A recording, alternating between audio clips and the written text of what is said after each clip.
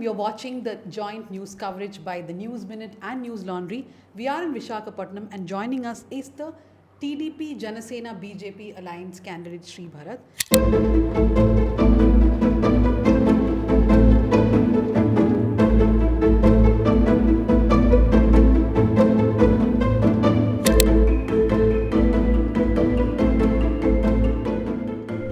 How do the elections seem to you? Last time you were up against Janasena, BJP and others, but this time the three of you have come together. Do you believe there's strength in that numbers and that will make you sail across? Yeah, hi Dhanya. Last time I was confident I'd win. I came close, but like you said, because we didn't go together, there was some cross-voting to the JDS Mr. JD Lakshminarayana, who was the Janasena candidate. So we lost, but I don't think I didn't feel too bad about it because my party lost. We won only 3 MPs, and even the 3 that won in their parliaments, it was more or less a two-way contest, and the MP candidate, based on personal image, I think got some cross-voting. So the margin of victory was very small. I think hardly 10-15,000. So there was clearly a wave for YSRCP. Now we are all going together, and there's a very strong wave against YSRCP. So I think it's looking very good in Vishakhapatnam. Now, to the viewers, one reason why we wanted to interview Sribharat is also because he's an educationalist. He's heading the Gitam University, a prestigious university in the Telugu states. It's also there in other states. Half of India is discussing about education, the scope of education, and whether our education system itself is good. So, how do you see how India is faring and how Andhra Pradesh is faring? I don't think our education system is very good in India. I think we've inherited a system from the British that is creating sort of followers or bonded labor, whatever you would like to call. Most of our system is dependent on memory, rote memorization, regurgitation, which it doesn't work in today's world. We are in the era of artificial intelligence. All the memory that is required is there available on your smartphone now. I think what's important for an individual is to make good decisions, choices. It's also to take risks, to be able to engage with people socially. These are things that our schools are not teaching very well. We instill a fear of failure. We instill this emphasis on results without the right path or the right process. So I think that there's a very short-term outlook that's coming through our education system. And the outcome of that is we have students today in universities who can't speak, don't know language very well, and who can't logic very well. We are an engineering-dominated university. About 50% of our students are in engineering. And I believe that if you don't know English, you don't know math, you won't be a very good engineer. And that's the problem of the world. I mean, Gitam is better off than the rest of society because we've realized this problem, we've been investing on it. But there's only so much that we can do when a child comes to us at the age of 18. Damage is already done. And the number of students who are going to alternate education systems like Montessori, Waldorf, Reggio Emilia, and IB, IGCSE, that's, I would say, maybe 1%, much lesser than 1% of the population. A vast majority are going to state board schools. A small minority are going to central board and ICSE. So the state boards across many states have failed, and I don't think Andhra is any different. What do you mean by failed? They have not been able to evolve with the changing times. What curriculum should we teach? How should we assess? What kind of teachers should be teaching? What should our classroom size be, and what kind of subjects should we be teaching? I think we need to constantly keep evolving, and that I think is not happening with the agility that is required. And I think for most politicians, most political parties, education is not a priority. Education is not something that gets us votes. I think Delhi is one model where Aam Aadmi Party has made education a topic of political debate. And I welcome that. I wish that other states also go down that path, because education is a long-term investment. Most of us think that because everyone in school are not voters and hence we don't care about them. They are your future voters. And you don't invest them today, then you struggle tomorrow. But how can governments intervene? For example, you are going to, if you become a member of parliament, how do you think the union government, the state governments, what do you think is the emergency intervention that they should do now? See, right now the education is a concurrent subject. School education is largely under the control of the state, and higher education is shared between state and center. So at the school education level is where the most intervention is required. Early childhood education, middle school, high school, and that's a state subject. So I don't think the center can do much. I think the new education policy is a good document. It speaks about many good things. Now the question is, how does that policy come into existence? How does it get into practice? Because the states have to adopt it, have to practice it. So me winning as an MP is insufficient. I think it's our alliance, our party forming power in the state, and my party giving space to people like me to really tinker with the school education system is what's most important. So here, for example, Jagan Mohan Reddy introduced English as the language, and I was watching a few of his interviews where he says that that's one of the big changes we have brought in. And he was also talking about how there are also sachivalayas, I think, in every village, which keep a tab of the activities of the school. How do you look at these two things? I think this entire false bravado is very unfortunate because it damages the future of young children. English medium is, I think, a logical direction for many schools and many states in India, because we are working in a global environment where there are certain common denominators, and language is a very big part of that. And if we are working with the UK, with the Commonwealth nations, with the US, English is the mode of business. So English medium is a place where we're headed to. But if you want to make English medium, how do you succeed at it? I think one needs to understand that you need to crawl before you can run. There are a lot of steps in between.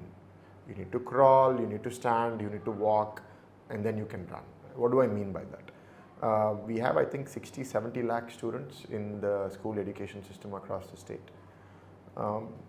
Many, and I think about 50 or a little over 50 is in the private sector, and the remaining in the public. You have to recruit teachers who can speak English. Formally, right now the students who are former students who are of my age are the ones who are becoming teachers, right? If I haven't learned English, how am I going to be a good English teacher? So is that the only lacuna in the system, that the teachers are not... It is the most important factor. See, because right now in the last 5 years, DSC is how you recruit new teachers in the state school system. They haven't conducted a single DSC in the last 5 years. So if you've now flipped a majority Telugu medium school system into a only English medium school system, then the expectation is that all the teachers who used to teach in Telugu, after a 3-month or a 6-week refresher course, will become English medium teachers. And the argument is that the schools that are teaching, that are using private teachers are worse off. Yes, many private schools where the fees is 10,000, 15,000 rupees a year don't pay their teachers very well, and most of the teachers they recruit are married women who don't have a job otherwise and take teaching not as a passion but as a means of livelihood. And over there, I can perhaps take offense to that, but yes, please continue. no, it's a fact, because I've now been to 5 teachers meetings in Vishakhapatnam, and I've seen that less than 5% are men. So each meeting has been 500,000 people, and these are private teacher associations. So it's not a prejudice, it's a fact. Okay, fine, yes, continue. So in that, I've asked them, I ask questions of the audience. How many of you have chosen this by passion? How many of you have chosen it because you want some means to livelihood? So this is very experiential data that I'm sharing with you. So you're saying that is one of the biggest problems. The teachers are not equipped enough. Yeah, the teachers who are trained in English are a scarcity in India. As a university, we are trying to recruit teachers in English, those who have done a good PhD from good universities across India, and we struggle to find good English faculty. And we pay, entry pay is about 1 lakh, and associate professor gets close to 2, and a full professor gets 2.5. Really good one will get 3, and we struggle to get faculty. And our scale is much smaller. We have I think across 3 campuses, a little over 100 English faculty. And if the government wants to recruit at a scale of even at 1:20, for 70 lakh you need 35,000. And you need 35,000 teachers who are trained in English medium. They may not be English language teachers, but they need to be able to teach every subject in English. And that availability does not exist. So I'm not saying that you need to do everyone. But are you saying that a government like Jagan Mohan Reddy cannot be aspirational then? Because there are limitations to that aspiration. Aspiration, that's what I'm saying. No? You crawl first. So you start somewhere. There's something called a concept of pilot project is a age-old concept. You start a pilot project now. In every district, if there are 100 schools, you start 5 schools English medium. That's what Telugu Desam did. What would you want Telugu Desam party to do if they do come to power here? See, right the first now, intervention. We can't keep flip-flopping. Now the YCP government has already taken a stance, and in 5 years we've progressed. Now we have to ensure that Telugu is not lost, but we cannot again say that we'll go back to all Telugu medium or majority Telugu medium. I think a large part of this has to be protected. But it's possible that 10 or 15% of the schools may go back to Telugu medium, and we do some amount of consolidation. And we have to live with what is so. But I think as politicians, as leaders, we have to work with less than ideal outcomes or like the situations. And what we have to see is how many new teachers can we recruit. That's what I had said in an earlier interview, that had you recruited 10 or 15% of your faculty in the last 5 years, and in those who are formally trained in English, I think there would have been meaningful change to this effort. The government under its Nadu Nedu scheme has said that we have now really transformed school infrastructure, which is also what Delhi has done to some extent. Of the 2,000 odd schools that are there in Vishakhapatnam, they've only done 200. So what are you claiming? You've done 10% and you're claiming like you've changed the entire school system. So that's a lie, it's a farce. So teacher education, teacher recruitment is a big part, and then the curriculum. What textbooks do we use? What is the assessment pattern? NCRT is prescribing certain things, CBSE is prescribing certain things. Then Andhra has its own board of education that does it, and that I don't think that's doing a very good job. So we are related to the center in that, but I think our quality of textbooks, quality of material has to really change, and we have to be very clear about what is the audience that we're working with. What is the average education level of the parent and the child when they come to school. Are they going to have some reinforcements back home? Because when I learn something at school, I go back and the parent doesn't know English and the parent doesn't correct the child. That mistake is a poor foundation, and then they build their knowledge on that foundation, right? So there are serious challenges. So what would we do? We would take a cautious approach on one, recognizing what is the damage of the decisions that the YSRCP government has done. Ensure that we recruit new teachers, which we have promised, in those who have been formally trained in English, and focus on the curriculum. Use ingenuity, use the help of educationalists who have ideas, right? Let the work be done by those who understand this. I think when the NEP was written in the center, some renowned people in India were welcomed to write that policy. Kasturi Rangan included. And others. But that's also met with a lot of opposition. What do they say? The states have been opposing it. The states have also been saying, like Tamil Nadu, for example, has been continuously saying that they do not want education in the concurrent list. They want it back in the state list so that they can make decisions. One reason for that is, of course, the NEP. Another thing I want to ask you, also wrap up the education thing and ask a little bit more about Vishakhapatnam, is because you spoke about curriculum, there is also a lot of weaponization of the curriculum. What we see now is things being removed. For example, the state that I come from, Karnataka, there was a controversy over a lesson which said that Veer Savarkar was flying on a bulbul, that he flew on a bulbul bird from jail. So there's a lot of controversy over curriculums being weaponized in India. Do you have a take on that? Everyone does it. Who doesn't? The US writes history the way it wants. India writes history, and whichever disposition is in power will project what they want. I think history is written by the victor. I think it's just false sensationalism today. Everyone does it. Why are we being so hypocritical? What is balance? What is the right story? How do we know? There are so many things that we've learned as a child, and I don't know if that's true either. and our mental models are made on those foundations. That's unfortunate.